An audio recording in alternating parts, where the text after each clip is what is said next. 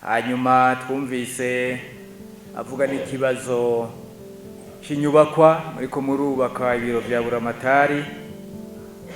Nibaza ko ico kibazo twari twakivuze ejo, ahubwo nimuhaguruke murabona uko mungana hano, umwe wese yogenda atanga igihumbi kumbure ntimwobura ico musuguma kuri iyo nyubako, kuko ibikorwa vyinshi bikorwa na bene vyo.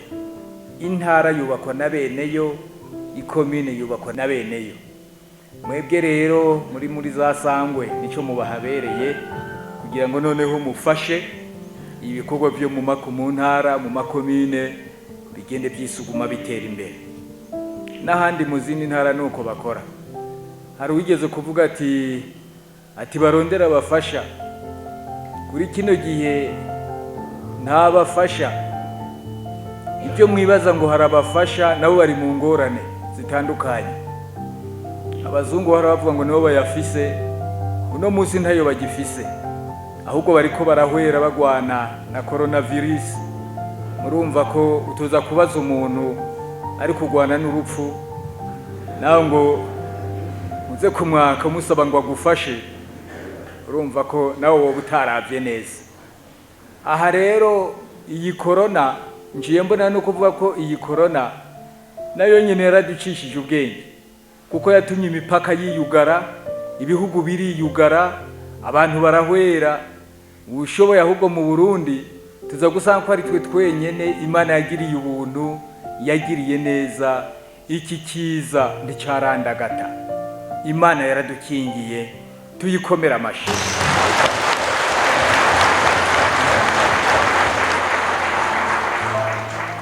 Ibisivye imbeshere namwe murabibona. Ejo batubwira ko ata muntu n'umwe muri Rutana yoba arwaye, mugabo mwumvise ko muri no jo habonetse umuntu yafashwe. Murumva ko yaciye amenyekana.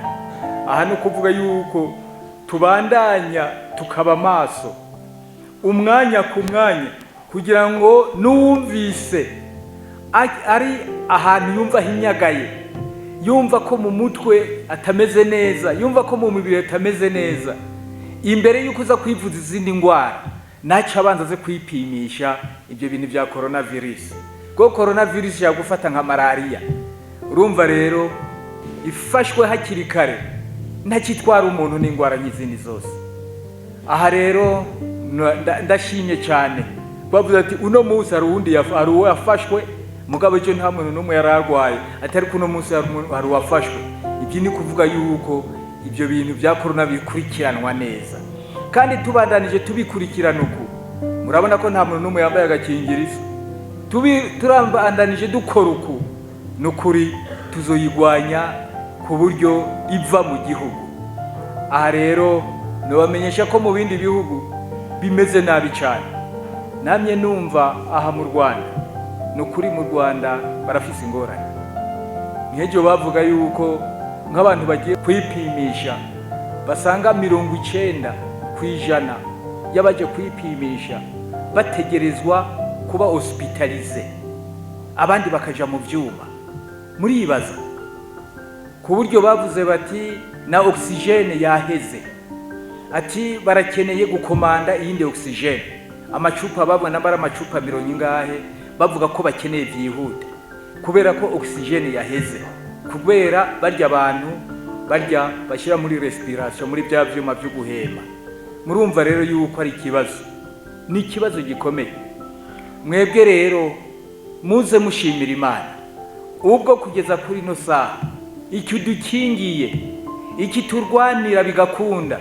Mubandanye namwe muyisenge kugira ngo tuyisenge, kugira ngo nayo igire inguvu zo kubandanya iturwanira idutsindira. None sivyo? Nivyo cyane.